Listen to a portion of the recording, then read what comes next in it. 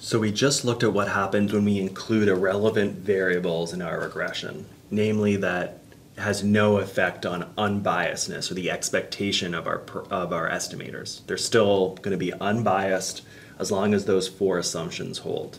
Though I kind of hinted that it's going to have an effect on the variance, which we'll see in the next video or so. But let's look at the second thing that we might do, which is leaving out variables that explain why from our regression, or what we might call underspecifying our model. And we're going to call that omitted variable bias.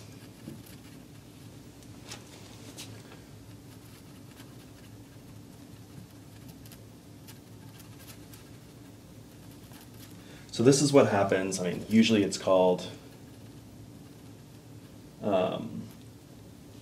underspecifying a model. So including an irrelevant one was overspecifying. Leaving out a relevant variable is underspecifying the model or a model. So this is when you're not including variables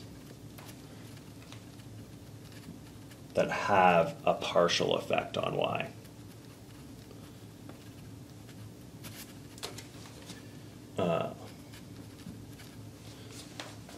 In your regression.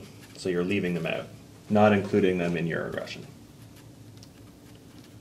And we're going to concentrate on the simple case.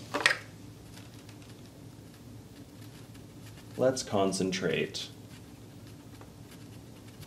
on the simple case. So this is when we just have one independent variable and we're kind of leaving out a second one rather than have multiple independent variables and we're leaving out a different one. Kind of gets a bit more complicated, which I'll mention kind of at the end. So let's kind of write out two models so we can see what we mean by underspecification. We'll do an example and kind of explain what this bias means. All right, so like I said, we're going to concentrate on the simplest case of omitted variable bias. We're going to concentrate in a case where the true model should have two variables and an underspecified model, we're kind of leaving one of those out. So let's just write down what I mean by that. So the first thing we're going to write out is the true model, this true relationship. And in the true model, let's say we have two independent variables that should be included. So this is the true model here.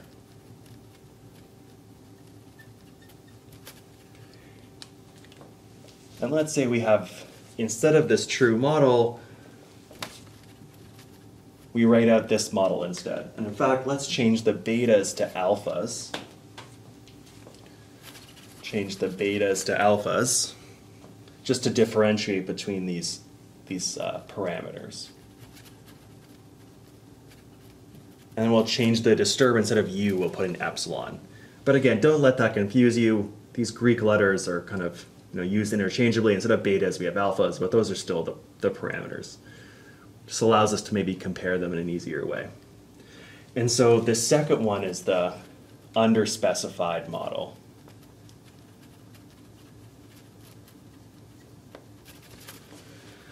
So let me write down an example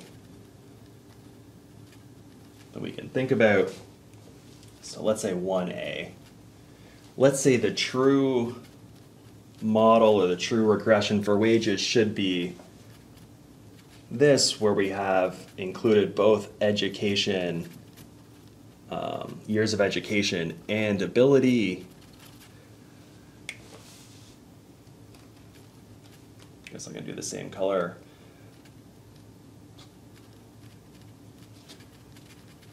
But instead of running that regression, we run this other model, and I'm just going to put alphas again.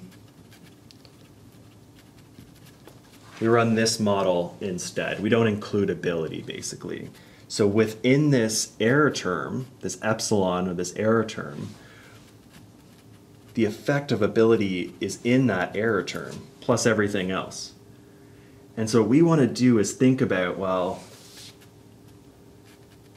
how does leaving this ability out influence our estimate of, the effect of education on wages. Does it affect what we find or not?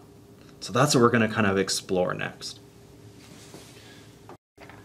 So let's say we estimated this second regression here, the one that's underspecified. Hopefully the screen's not too dirty for you guys. So let's say we ran this second regression. Our alpha hat 1 is going to be equal to what we get from running this regression, what we get from running this first regression for the effect of x1, plus this second term. So notice that this is the partial effect of x2, the one we're leaving out. And what this is it's the slope parameter from a regression where we used x1 as our independent variable. I'm just going to put delta so it matches. That's a delta. It's my attempt at writing a delta. And I guess I'll just put a v or something like that. So it's the slope parameter from using x1 as our dependent variable and x2, the variable that we're leaving out in this underspecified model, as our slope. So it's kind of, this is exactly it. Maybe I'll put a 1 there to make that a little bit more clear. Think of that as capturing kind of the correlation.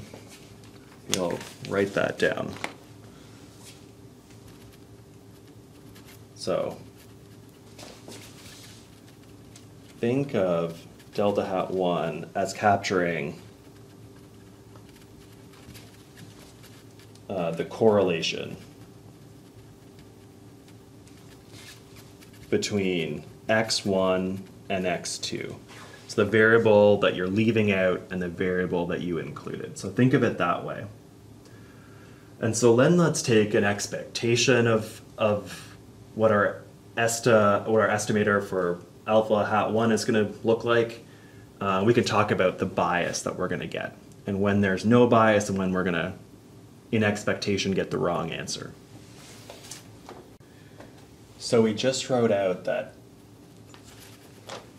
the estimated partial effect of x1 on y in that regression where we left out x2, where we underspecified the model, is equal to the true, or the estimate from the true model.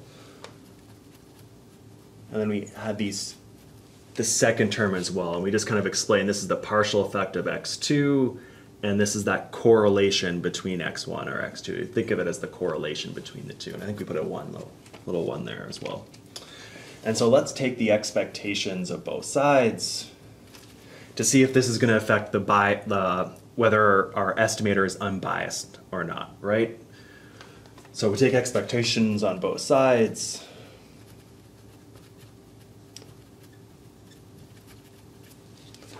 Well, this is pretty easy. I mean, in expectation, this is going to be the true value, this is going to be the true value, and we're kind of stuck with this correlation here.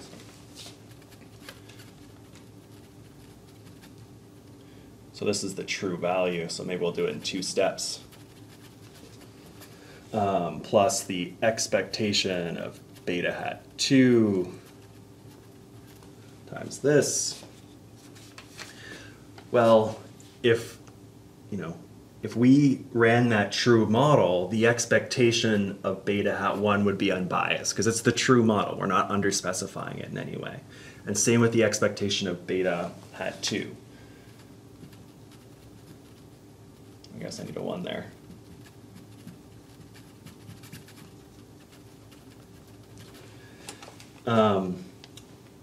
So in expectation, now, when we underspecify this model, we're getting the true effect of x1 plus this amount. So this term is kind of the difference between the expectation of this underspecified model and the true model.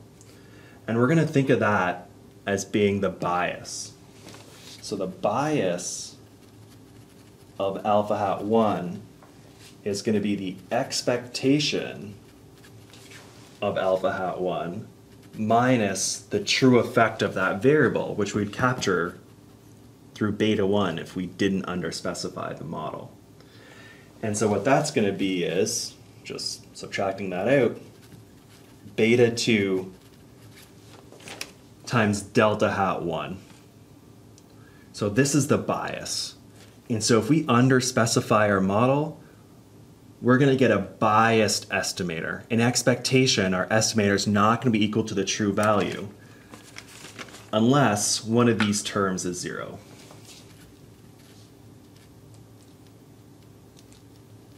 So let's make a note. No bias if beta 2 equals 0. That is, there's no partial effect of this variable we're leaving out. So it doesn't matter if we leave out a variable that has no effect on y. It doesn't affect the unbiasedness of our other estimator.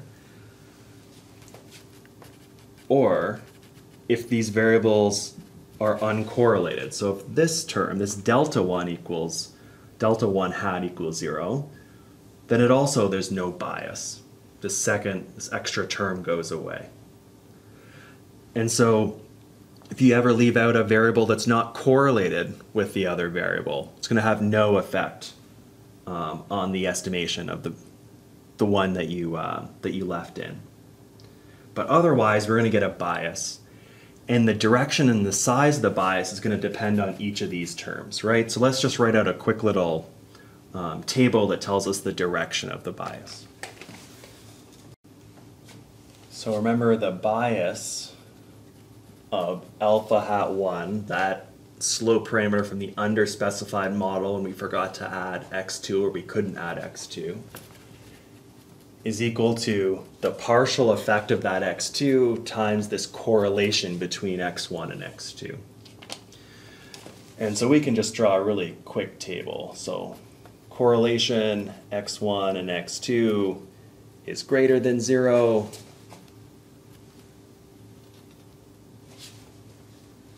Correlation x1 and x2 is less than 0. So that's just giving the two alpha hat 1 can be less than 0, greater than 0. And then we can think about,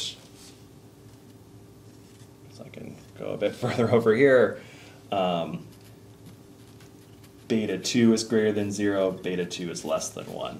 So the direction of the bias depends on the sign of these two things multiplied by each other.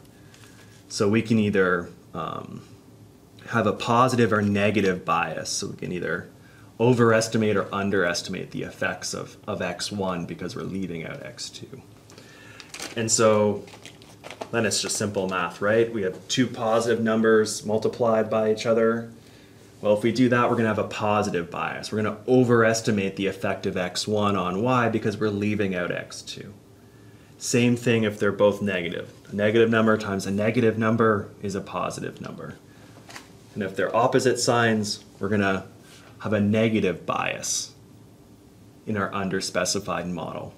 Now, the size of the bias depends on the magnitude of these partial effects as well as the correlation. But this is going to be really important to understand what happens when we leave out an important variable out of our regression. We're going to get biased estimators, which is going to be a big problem.